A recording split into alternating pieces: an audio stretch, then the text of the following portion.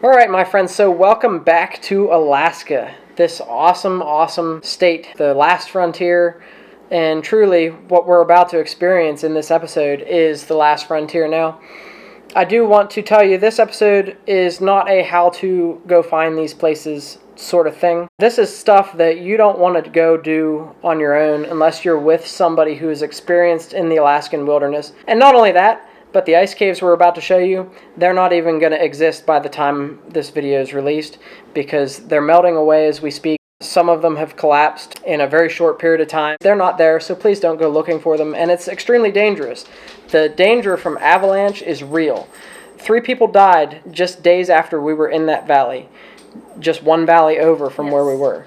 So please, don't go searching for this stuff. Take a guided trip with someone who knows what they're doing and knows the area, or talk to locals and get the inside information about the weather conditions.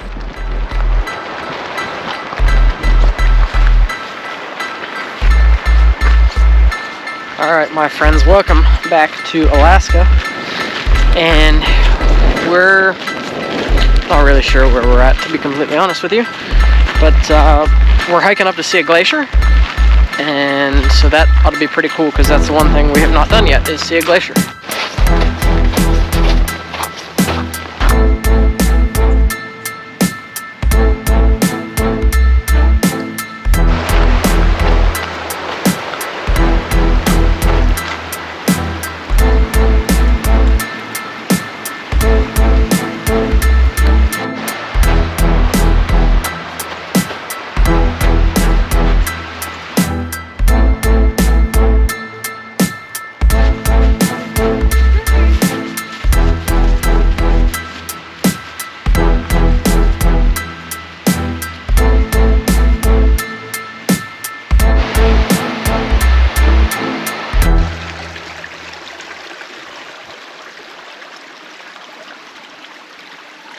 There's conditions that create avalanches. They're not just like a random thing. And so people that do this, like my cousin, they know when and where avalanches are going to happen. Where the probability is. They're predictable. And so if there was any sort of danger, we wasn't at risk. And she knows where to walk so that if there is an avalanche, you don't end up buried in it.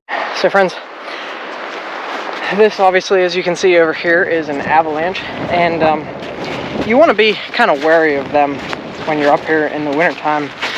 Luckily, she kind of knows what snow conditions cause avalanches and what doesn't, but I would say do some research and make sure you don't get buried in one. And even people that know what they're doing, they can come out of, it's not really random per se, but they can happen to even those that do know what they're doing. She said several years ago she had to dig her husband out of one when they were out snow machining. So I would suggest if you are up here and you don't know what you're doing, maybe find someone who does and ask them whether things are safe or not. Like the road up to Hatcher Pass yesterday, they close it when there's potential for avalanche, but there was a big one there earlier this year. Something like 30-some, 40-some feet of snow. So this is what can happen when it sloughs off the mountain. The glacier that we're headed to is just up this way somewhere. I believe just past that rock outcropping. So that's where we're headed. We've got snowshoes and micro spikes and all the stuff that we need to go find a cave up here. On that day, it was pouring down rain. So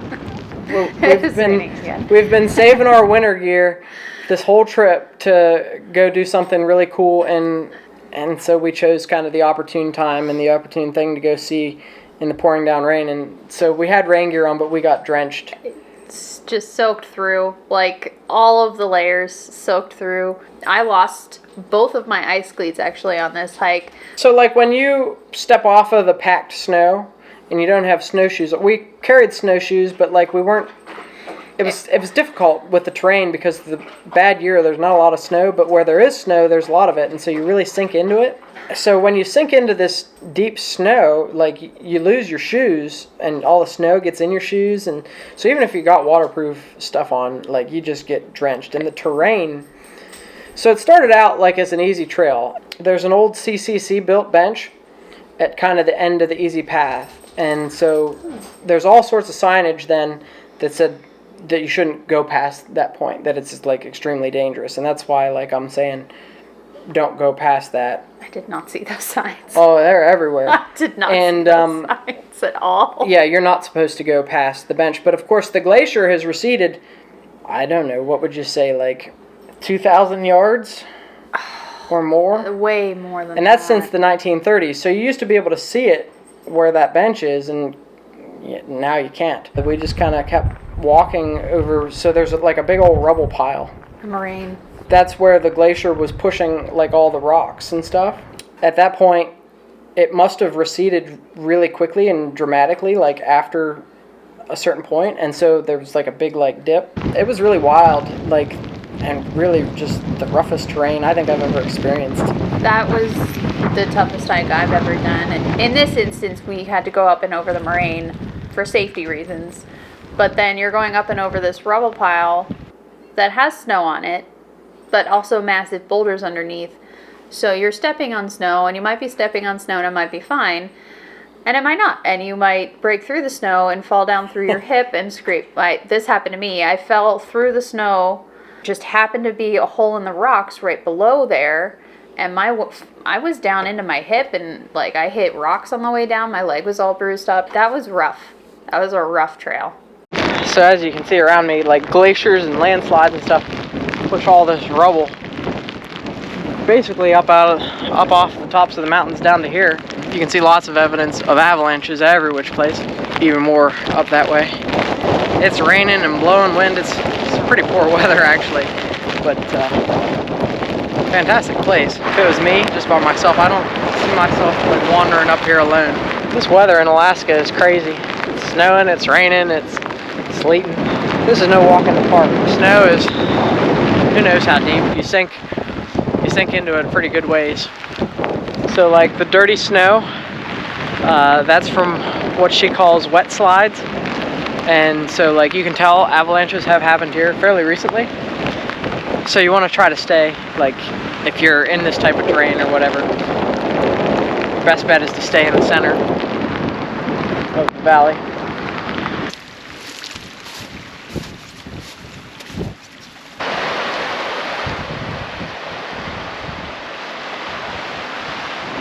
It feels like I'm making exactly zero progress. And that's the thing about Alaska so far to me, is it's such a vast landscape and the view doesn't change for long periods of time when you're walking. It's different. There's no question about it. Absolutely different. But maybe we're getting somewhere, I don't know.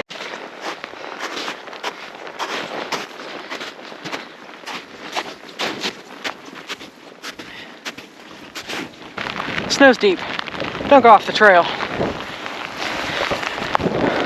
I was gonna get you a walk by, but now I'm stuck. So that's what I get, I guess. Check it out though. Glacier, I think. Or avalanche. Something cool with a bunch of blue snow. We're going. If I can get out of this hole I'm in. I'm waist deep in snow now.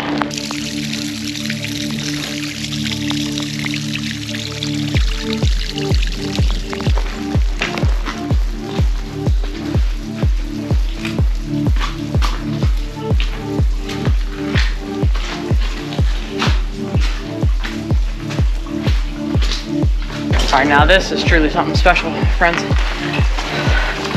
Like, I'm in a cave made of ice. Look how clear and blue it is. Oh man. Tell you what though, getting here is something. Getting here is something. I don't think at this point that Rachel's gonna make it. I sure hope she does. She wasn't too far behind me last I looked. This is something. This is why you fly 4,000 miles, you know, like I told you guys I hate airplanes. And like, as hard as it was to get up here now, I didn't fly 4,000 miles, and I know what's coming on tomorrow. Being awake for 30 some hours. So here we are. And this is why we did all that. Up there's a whole bunch of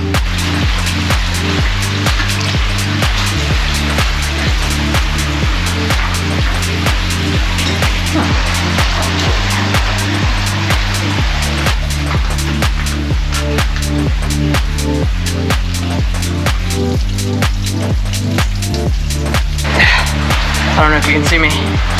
Obviously, there's a huge risk involved in coming in here. She said there has been some collapse since the last time she was here. Your feet will get wet. It's not for the faint of heart, but it is awful.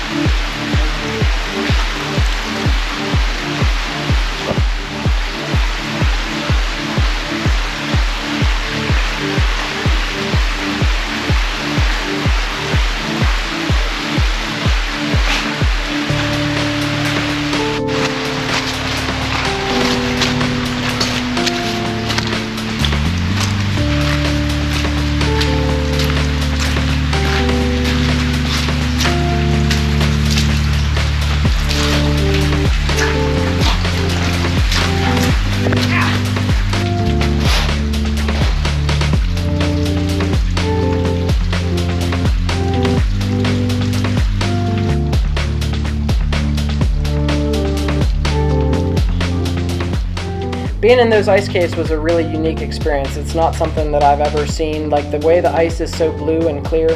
Rachel was in one the very next day, and it's just, they're a really like special thing.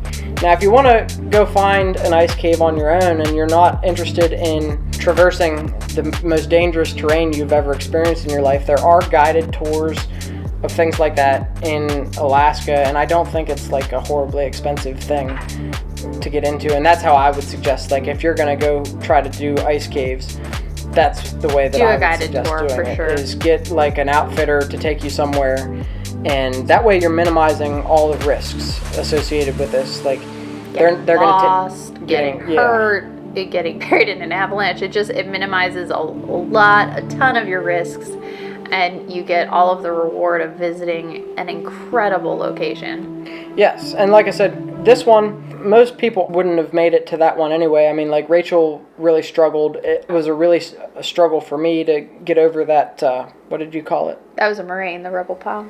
Although it was incredibly rewarding for us to get kind of into the rugged terrain of Alaska. We were going to eat lunch after that particular hike in Girdwood, I think. Girdwood, yeah. But we were drenched and cold and somewhat grumpy because it was a really hard hike.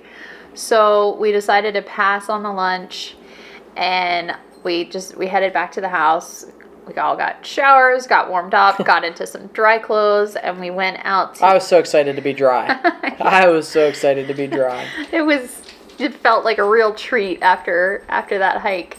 Now, we did go to dinner. We were so hungry by the time we got there. Yes. It's not like I stopped to take footage of the food, but go to the Rustic Goat in Anchorage, and they have amazing food and amazing drinks. There's hard ciders and draft beers and... Yeah, it's well, from the different breweries in Alaska, they have a lot of that stuff on the menu there. So I would highly recommend the Rustic Goat if you're looking for another place to eat in Anchorage. And also, like we said a couple episodes ago, that 49th State Brewing Company is right there in Anchorage as well. So yeah. Plenty of options for food if you're in Alaska. The next day, which would be our last full day in Alaska and would be the start of our, some 30 hour of being awake. It was a long day. We drove north to Palmer, Alaska, because like we said in a previous episode, there was no snow in the Anchorage area, so unless you went like up into the mountains, you weren't going to find it. And so going out on the snow machines was a bucket list thing for me, and so we had to get a little bit creative in where we went and how we did it. And so my cousin is very into the snow machining. I think it was also really fun for her to take us out on them. And so we borrowed a trail sled from one of her friends, and we headed out to Palmer, Alaska, and this is not a sled dog.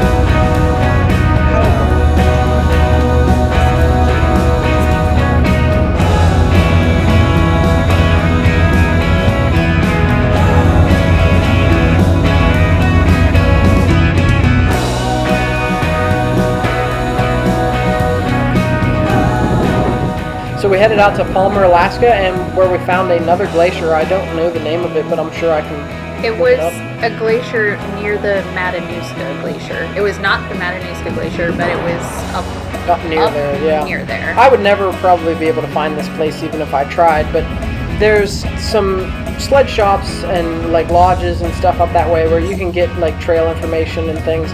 And so I'm sure there's plenty of outfitters that can give you like the snow machine experience if you want it. If you want something like that when you go to Alaska.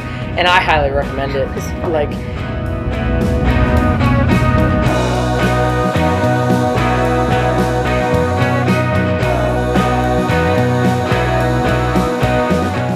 it was some sort of spruce forest, but it was really pretty. Very pretty, with all the snow on the branches and them hanging down. But like, I kept flipping over on the sled and throwing Rachel off of it, and like when you flip one of them things over in Alaska when you're on these, like, I wouldn't call it a trail. I don't know where we were really. And it's very easy to get lost too. That's the other thing. Like, make sure you go with someone who knows how to navigate and has all the proper tools, or an outfitter or something. But when you get thrown off of one of these, you're in like 5 feet of snow. Like, you just sink, like, and the sled sinks, and it's just all bad. You gotta dig yourself out, and so go prepared. You're probably gonna flip, unless you're probably gonna flip. I think we're discovering that snow machining, I'm just as bad at that as cross-country skiing. But you've already seen me tilt it over once. We didn't do it again this time. We stopped in time. But check out the scenery though. It's epic here. We ended up on the river after going through the pine forest, and now that was a totally different experience because it was very compact and frozen underneath, and like you could just fly. You could just fly up the river.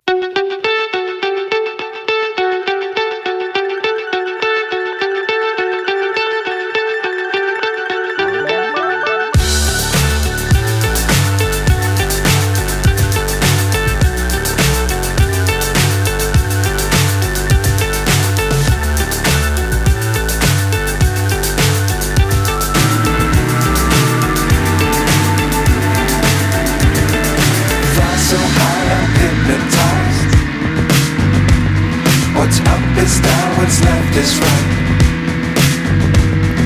Chasing stars and holding you. I can't see the end, but we'll see it through.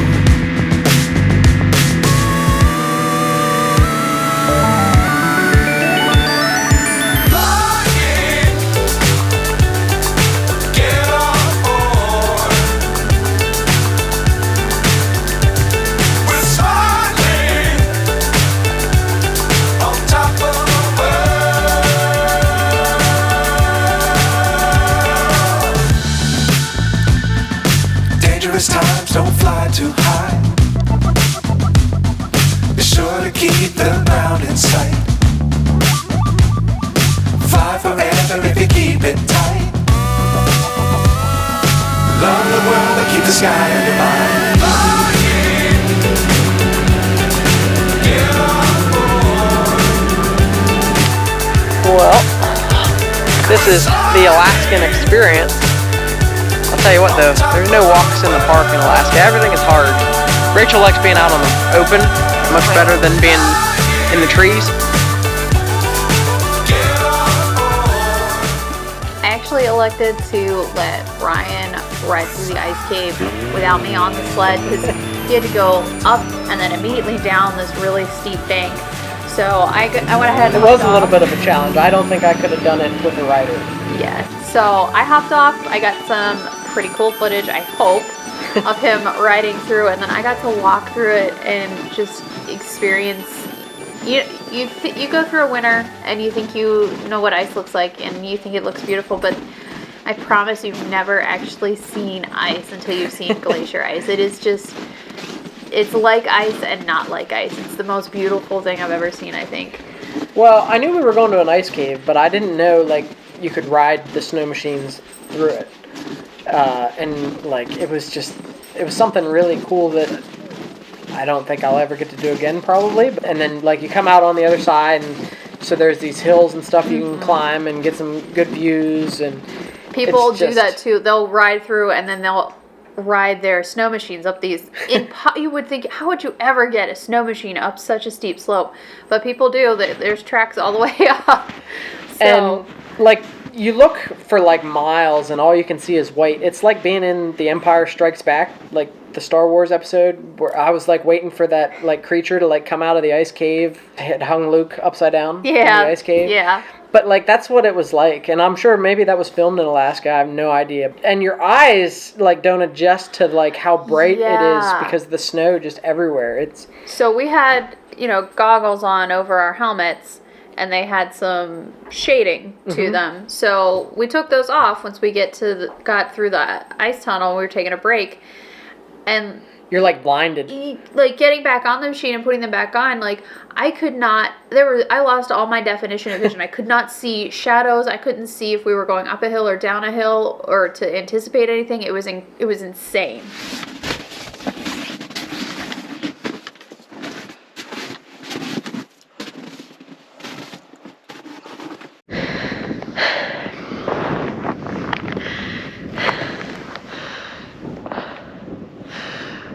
Well, this is truly unique.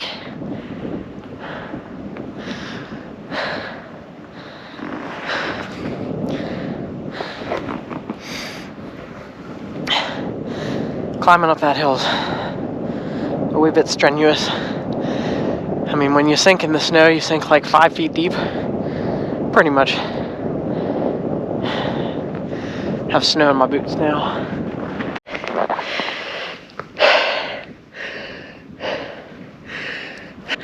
If you look over there, them blue spots is all ice. Possibly more caves underneath, it's hard to say.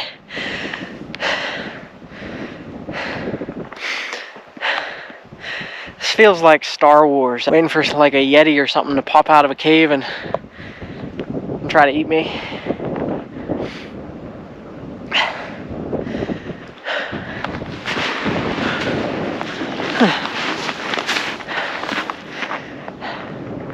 Come on.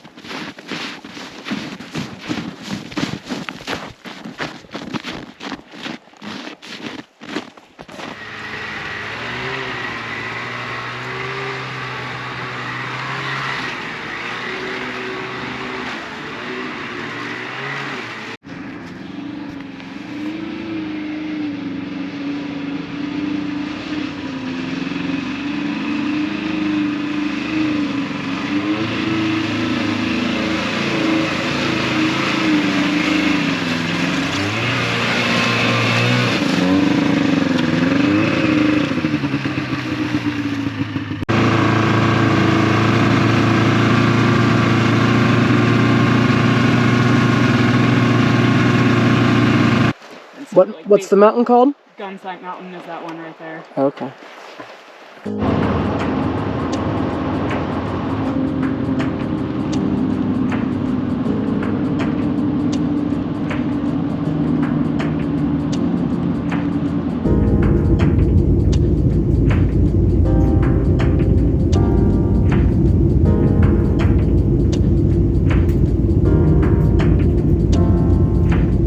Well, we have made it home from Alaska, and once again want to thank my cousin, our host, for providing us with place to stay and some epic insider tips And meals. and meals and everything else.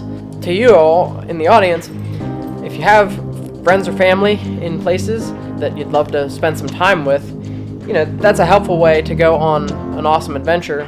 As we're sitting here at home, our gift to ourselves from Alaska has arrived, and we would like to unwrap it and show you that. I don't know if we showed you much from where we got this, but It was a really cool store. And it was another insider tip.